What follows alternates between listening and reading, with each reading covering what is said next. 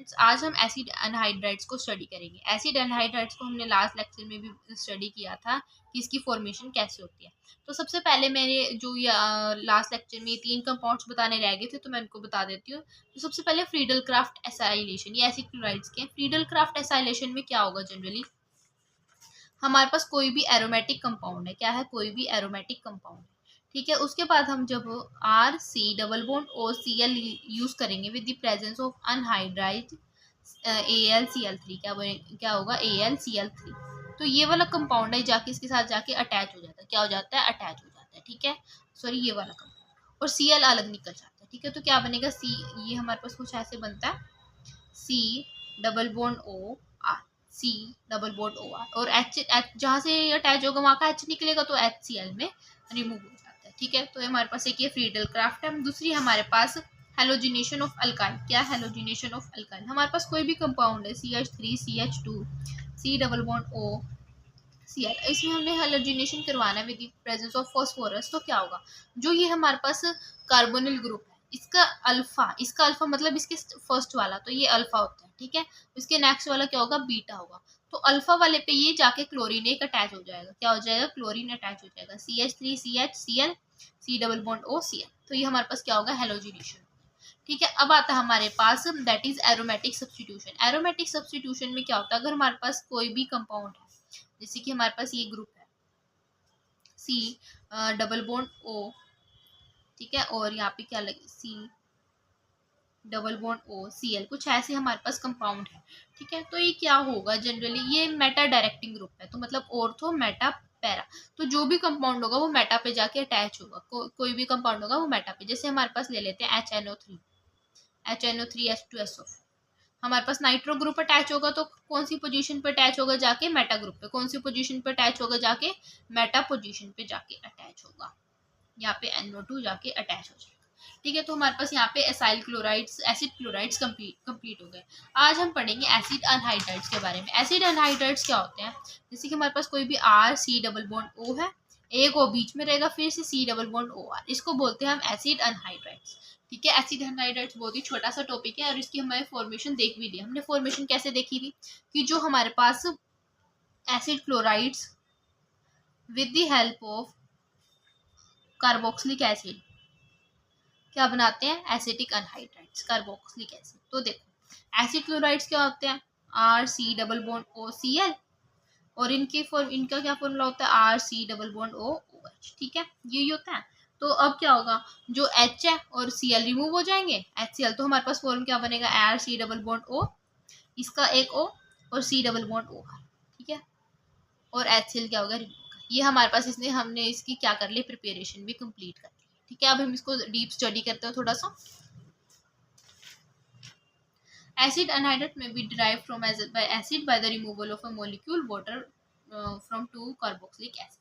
ठीक है, देखो इसकी हमें जनरली इन्होंने क्या बोला है कि एसिड अनहाइड्राइड्स कैसे फॉर्म हो सकते हैं? कार्बोक्सिलिक एसिड से भी फॉर्म हो सकते हैं। देखिए, कार्बोक्सिलिक एसिड से कैसे? R C double bond O O H plus R C double bond O O H, ये हमारे पास है। तो देखो, इसको मैं थोड़ा सा रिवर्स करके लिख सकती हूँ, इस वाले कंपाउंड को R C double bond O H, इसको मैंने ऐसे उल्टा लिख लिया क्योंकि मेरे को वाटर रिमूव करना है। ठीक है, अब इसमें से वाटर रिमूव हो सकता है, वाटर को रिमूव करके R C double bond O O C double bond O, यार ऐसे भी फॉर्म हो सकता है। ठीक है, एसिटिक एनहाइड्राइड को इन्होंने यहाँ पे ऐसे शो कर दिया। नोमेनक्लेचर की अगर हम बात करें तो एसिटिक सिंपली क्या लगेगा? Oic plus anhydride. देखो, ओइक प्लस अनहाइड्राइड, यहाँ पे दो कंपाउंड है तो इथेनोइक अनहाइड्राइड। यहाँ पे कितने कंपाउंड है? 1 2 3, तो प्रोपेनोइक अनहाइड्राइड। यहाँ पे कितने यहाँ पे जनरली बेंजीन रिंग बन रही है, तो बेंजोनोइक अनहाइड्राइड। ठीक है, बेंजोनोइक अनहाइड्राइड प्रिपरेशन में हमने जनरली कर ही लिया है। जनरली ये दोनों हमने अभी भी डिस्कस कर लिया, आप उन्हीं को दोबारा से अच्छे से देख लें तो आपका हो जाएगा। डिहाइड्रेशन में भी हो सकता है। डिहाइड्रेशन मतलब वाटर रिमूव कर लेंगे, दोनों को में से दो कंपाउंड लेंगे, दोनों में से वाटर रिमूव कर लेंगे। ठीक है, ये हमारे पास थर्ड क्या है? जिसमें acetic anhydride which is far away by the most important anhydride is usually obtained by large scale of reaction between acidic acid and ketone. Acetic acid and ketene, ketene की बात करें, कीटोन की नहीं, कीटीन की बात करेंगे तो कैसे बनेगा? देखिए, CH3CO और इसका OCH3, इसमें से क्या रिमूव हो जाएगा, वाटर रिमूव हो जाएगा। देखो प्रिपरेशन में CH3 C double bond OH है, ठीक है, और क्या है यहाँ पे एक CH2 C डबल बॉन्ड, ठीक है, ये हमारे पास कंपाउंड है। तो देखो इसमें क्या बनेगा, CH3 C double bond O, ठीक है, O का O जो C डबल बॉन्ड O और एक CH यहाँ पे आ जाता है 3, ठीक है, जो एडिशन हो जाती है 1 हाइड्रोजन की, ठीक है, यही कंपाउंड बनेगा, ठीक है। Ketene is itself by the dehydration of the acetic acid at high temperature, CH3 और COH।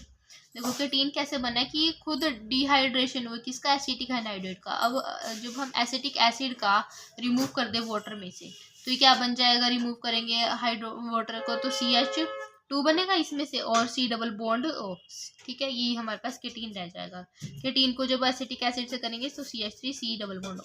अगर आपसे पूछे प्रिपरेशन तो आप कोई भी 2 बता सकते हो जो मैंने आपको पहले बताया, ठीक है। अब हम पढ़ेंगे physical properties of acid anhydride. Physical property में क्या है, लोअर एलिफेटिक एसिड है, कलरलेस है ये भी, ठीक है, विथ स्मेलिंग लिक्विड, एरोमेटिक और ये भी क्या होंगे, सारे कलरलेस होंगे, ठीक है, याद करना। Boiling point acetic acid are higher than those of the acid form by the hydrolysis. जो बॉइलिंग पॉइंट होता है इनका एसिड अनहाइड्रेट्स का हायर होता है than those of the acid form by their hydrolysis. Unlike carboxylic acid, acid anhydrides do not form intermolecular hydrogen bond, but the size of anhydride molecule is much larger compared to the acid molecules. This leads to larger van der Waals force of attraction, which is responsible for higher boiling point. इनका generally थोड़ा सा higher boiling point होता है क्योंकि इनके अंदर van der Waals force आ जाती है। सोल्यूबिलिटी की बात करें, lower members are somewhat soluble in member, but जो हायर होते हैं वो क्या होंगे, इनसोल्यूबल होंगे, but organic solvent alcohol ether में वो सोल्यूबल हो सकते हैं, ठीक है। आई होप आप सबको समझ आया होगा। इसकी केमिकल प्रॉपर्टी हम नेक्स्ट लेक्चर में कंप्लीट ही कर देंगे, और तब तक के लिए थैंक यू, बाय बाय, और मेरे चैनल को लाइक शेयर और सब्सक्राइब जरूर करें।